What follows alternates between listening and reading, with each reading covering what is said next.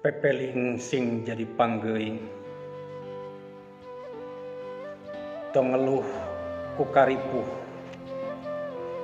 tong asa kaluluh ku kakayaan, mending pasrah bari gunakeun tarekah. Kudu ngakal sangkan ngakeul, kudu ngarah sangkan ngarih, bral gerang ngarah bari ngoreh.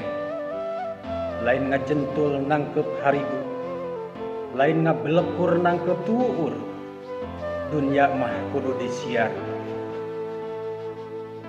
nu leutik sair nu gede siuk, barengan ku syukur sangkan barokah.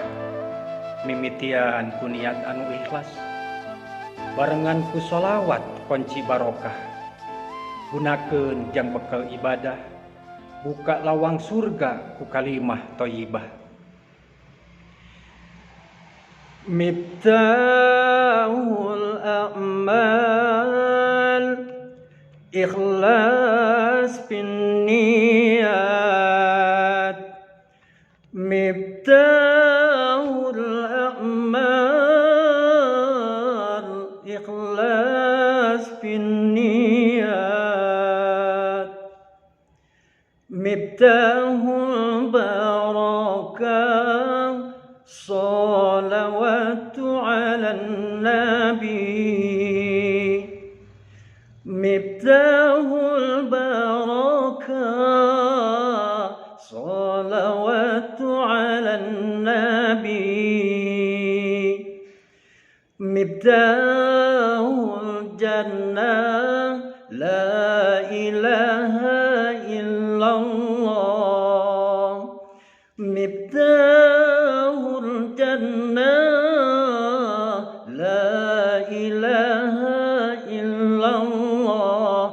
La ilaha illallah Muhammad Rasulullah. La ilaha illallah Muhammad Rasulullah.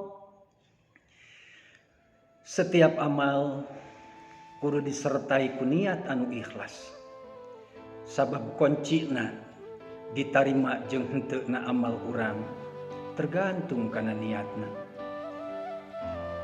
Di mana amal geus aya dina panangtayungan, di mana amal geus aya dina panampian Rabbul Alamin, maka insyaallah sangkan amal nu saeutik pon pila lagi amal anu seueur, urang sadayana ngarep-ngarep keong kenging kabarokahan.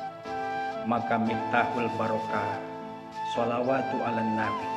Sangkan amal urang janten amal anu barokah, iringi ku sholawat ka Kangjeng Nabi.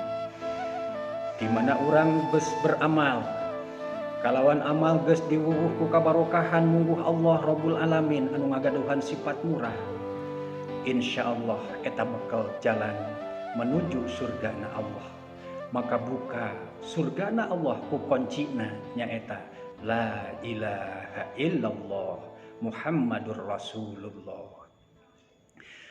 Miftahul a'mal ikhlas bin niyat. Miftahul a'mal ikhlas bin niyat. Miftahul barakah salawatu ala nabi. Miftahul barakah salawatu ala nabi. Miftahul jannah la ilaha illallah. Miftahul jannah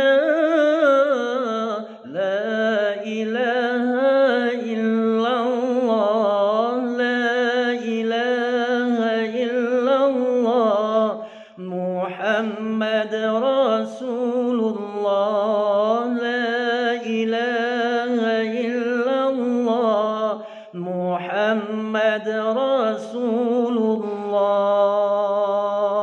sallu alaihi.